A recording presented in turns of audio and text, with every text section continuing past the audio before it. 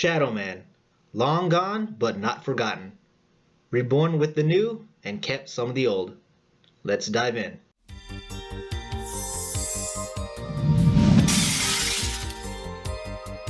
Hello everyone, Vector Freeze here.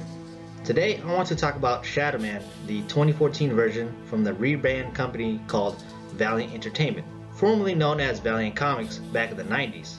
This edition of Shadowman is more of a reboot, however, the protagonist is once again Jack Boniface, and still retains a lot of the lore from previous titles such as necromancy, ancient history, and most importantly, voodoo in the Loa pantheon. Alright, let's get to his origins.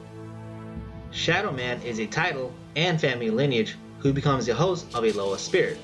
These spirits are known for their strength and wildness, but most of all, they're known for their symbiotic relationship with its host. Specifically for Jack, his Loa spirit is named Umbra, or, I'm not gonna pronounce that. Umbra was exiled from the entire Loa pantheon because of his lust for violence and was considered too extreme even from the Loa standards, being difficult to control and is occasionally unreliable. Even though Umbra fights his host, he is actually the perfect remedy to combat the powerful necromancer known as Master Dark. Yeah, that's his name, Master Dark, whose history and lineage is also deeply connected to the Shadowmen, dating back in the mid-1800s. The Loa spirit Umbra then become closely connected to the Boniface family ever since. Before there was Jack, there was Josiah Boniface, his father, the Shadowman before him. Josiah left his pregnant wife Helena to protect her and their future son in order to do battle against Master Dark with his invading forces from the dead side. While Josiah took his final stand against Master Dark, he is aided by abettors, a secret cult organization whose mission is to assist and uphold the Shadowman's legacy through generations. As the battle ensues, Josiah sacrifices himself through a portal to the dead side, trapping Master Dark within that realm. Once the fight was over, so did the members of the abettors diminished. Fast forward to the present, and here we meet Jack Boniface, raised at an orphanage in New Orleans, Louisiana. Though his childhood was somewhat rough, he grew up to be well-liked among the locals, with experience of a handyman around the town, taking on many odd jobs. A quiet and reserved person, and unaware of his family's lineage, he thought about his parents from time to time, but firmly believed that they completely abandoned him. A voodoo amulet that offers some protection against magic and spirits. Throughout his life, Jack seemed so unsure of his past and thought he had no purposeful future. He then threw his amulet into a river out of frustration. They warned Jack about a demon named Mr. Twist, a fleshly empowered construct who served Master Dark and for his return. Jack did not believe them at first until two officers infected by Mr. Twist's parasites tried to subdue him. Unknowingly to Jack, he immediately transformed into the Shadowman and defeated the two possessed officers. The amulet that was given to him not only protects Jack from weak level magic, but also from being possessed by the Loa spirits. Thus Jack became the host of Umbra, a Shadow Loa. Later in the same night, he encountered two abettors, a veteran member named Dox, and his apprentice, Alyssa.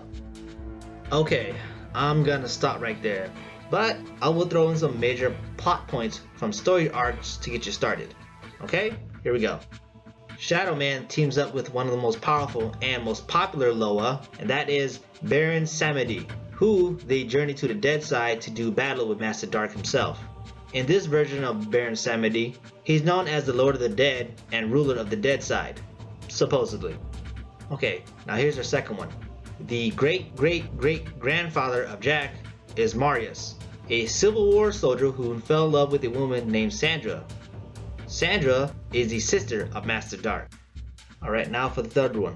Umbra, the Shadow Loa, is in conflict with Jack, trying to fully possess his body, resulting in wild outbursts of anger and lashing out people at random, thus causing senior members of abettors to take action and try to kill Jack. Okay, now for the overview.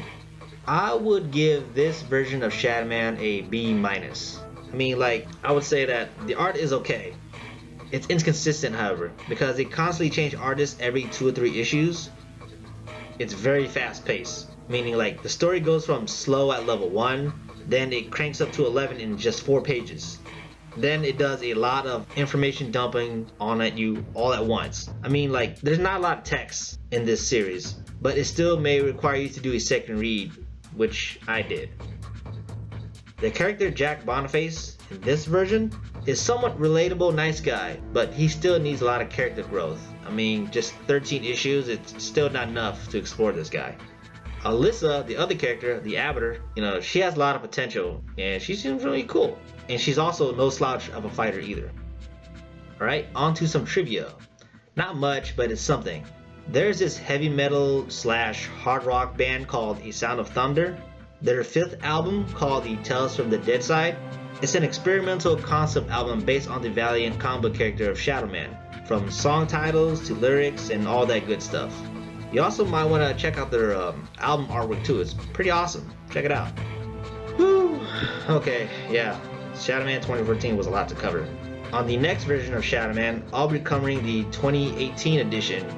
It's more of a soft reboot, not a full reboot, a soft one. And that's going to take some time as well. Anyways, thanks for watching. Vector Freeze signing out.